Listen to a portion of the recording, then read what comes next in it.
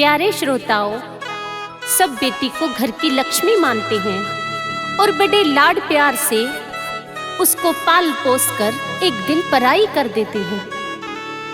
तो वो बेटी रोते हुए अपनी माँ से लिपटकर पूछती है, हे माँ, अगर मुझे पराई ही करना था तो इतना लाड प्यार क्यों दिया, और ये रीत किसने और क्यों बनाई?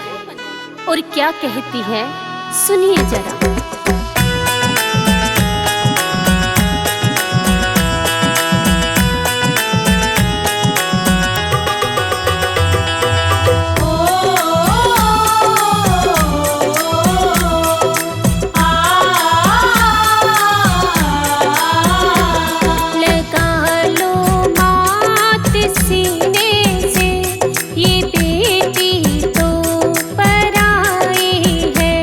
लगा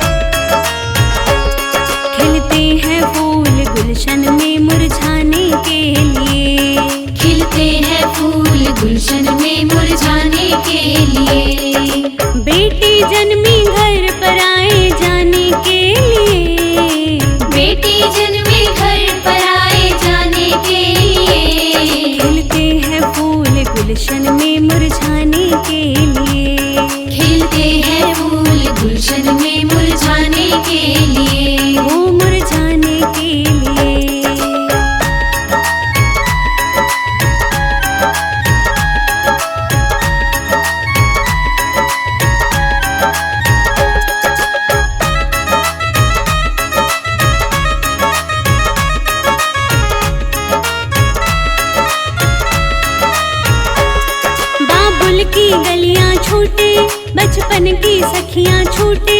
बाबुल की गलियां छूटे, बचपन की सखियां छूटे।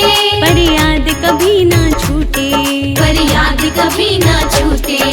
तीज त्योहार बनाए घर आने के लिए, तीज त्योहार बनाए घर आने के लिए। खिलते हैं फूल गुलशन में मुरझाने के लिए, खिलते हैं फूल गुलशन में मुरझाने के लिए। ओ मुरझाने के लिए।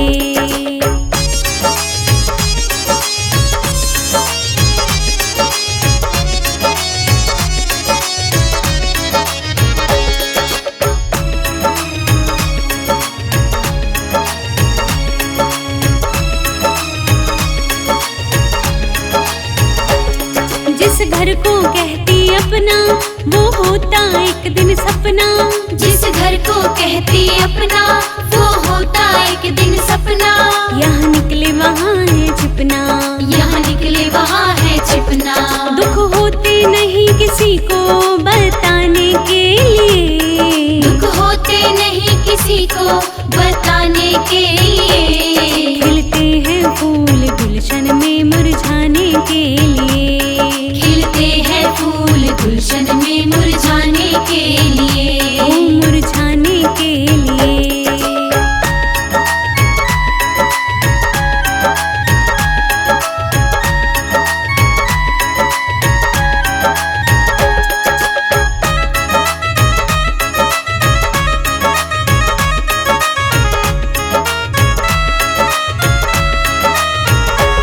सब देते लोग दुआएं, पर रोती है बड़ी माएं। सब देते लोग दुआएं, पर रोती है बड़ी माएं। कुछ करना बेचारी पाए, कुछ करना बेचारी पाए। झूठी ही हंसती रहती दिखाने के लिए, झूठी ही हंसती रहती दिखाने के लिए।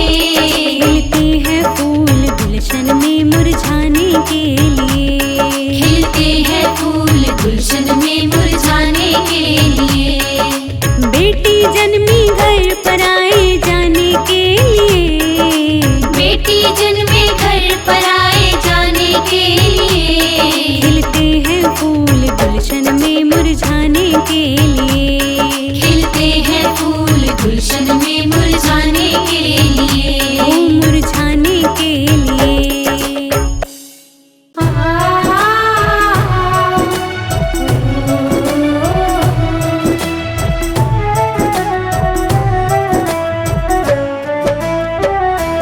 पापा इतना ना देना दहेज, भले मैं कुंवारी रहूं। पापा इतना ना देना दहेज, भले मैं कुंवारी रहूं। पापा इतना ना देना दहेज, भले मैं कुंवारी रहूं। पापा इतना ना देना दहेज, भले मैं कुंवारी रहूं।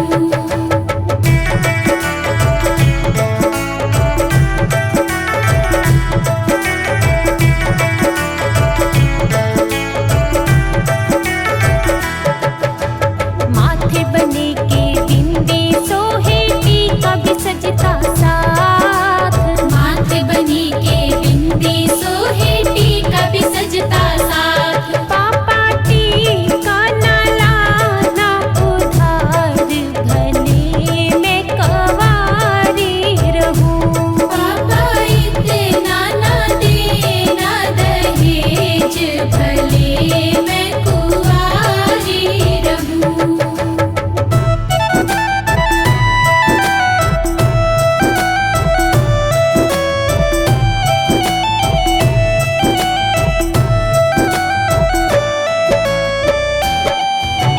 कान बने के कुंडल सोहे झुमके भी सजते साथ। कान बनी के कुंडल सोहे झुमके भी सजते